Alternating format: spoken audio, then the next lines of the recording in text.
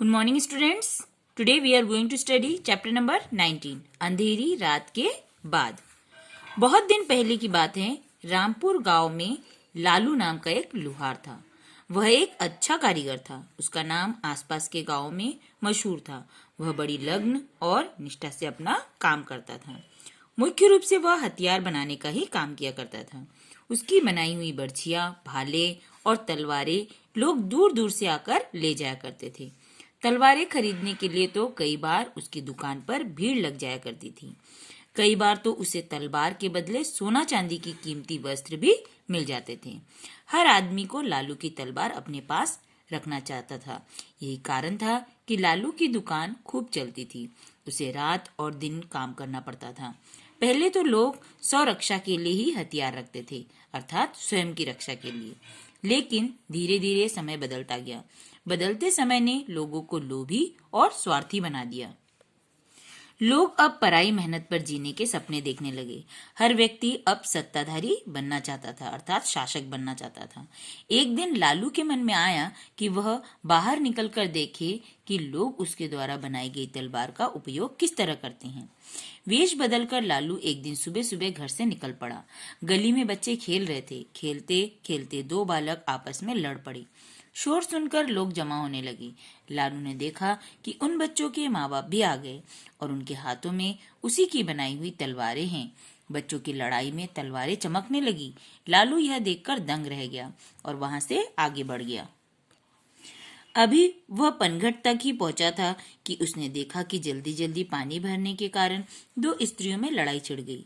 बातों की लड़ाई हाथापाई तक पहुंच गई और उसके बाद वह क्या देखता है कि उन स्त्रियों के पति अपने अपने हाथों में तलवारें लेकर निकल पड़े। यह दारुण दृश्य लालू से देखा नहीं गया और वह आगे बढ़ गया। दारुण दृश्य अर्थात भयानक दृश्य। चलते चलते उसे थकावट लगी। वह एक छायादार वृक्ष के नीचे बैठ गया। थोड़ी देर बाद उसने सोचा कि अब घर लौट चलना चाहिए। अभी वह उठ ही पाया था कि उसके सामने दो तलवारें तनी हुई थी। ये तलवारें भी उसने बनाई थी। लालू कुछ कहता, एक की एक जोरदार आवाज सुनाई पड़ी, जो भी तुम्हारे पास है चुपचाप निकाल कर हमें दे दो। लालू तो बेहोश होते होते बचा। वह बोला, मैं लालू लुहार हूँ, मेरे पास कुछ नहीं। विश्वास न हो तो मेरी तलाशी ले लीजिए। लालू के भाग्य अच्छे थे कि वह पहचान लिया गया और छोड़ दिया गया। घर लौटते समय उसे घोर पश्चाताप हो रहा था। उसके द्वारा बनाई गई तलवारों का लोग कैसा उपयोग करते हैं, यह आज उसने अपनी आंखों से देख लिया था। घर पहुंचकर लालू ने तत्काल निर्णय लिया कि आज से वह तलवार नहीं बनाएगा।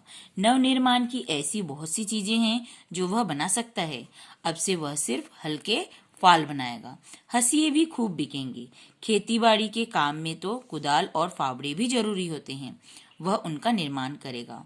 अब जब भी कोई तलवार लेने लालू के पास आता तो उसे निराश लौटना पड़ता था। धीरे धीरे लालू ने देखा कि लोग अपनी पुरानी तलवारें तुड़वाकर खेती के सामान बनवाने लगे हैं। हर अंधेरी रात के बाद एक नई सुबह आती ही है। तो इस प्रकार हमें अपने काम का किस तरीके से निर्णय करना है वो हमारे ऊपर निर्भर करता है। और किसी भी वस्तु का अगर हम सही उपयोग करते हैं तो वह सभी के लिए अच्छा होता है, लेकिन अगर हम उसका दुरुपयोग करते हैं तो वह पूरे समाज के लिए बुरा होता है। तो आज आपको इस पार्ट को 2 बार रीड करना है और इसके जो प्रश्नोत्तर है वो मैं आपको सेंड करूंगी। उसे आपको कॉपी में लिखना है और लर्न भी करना है।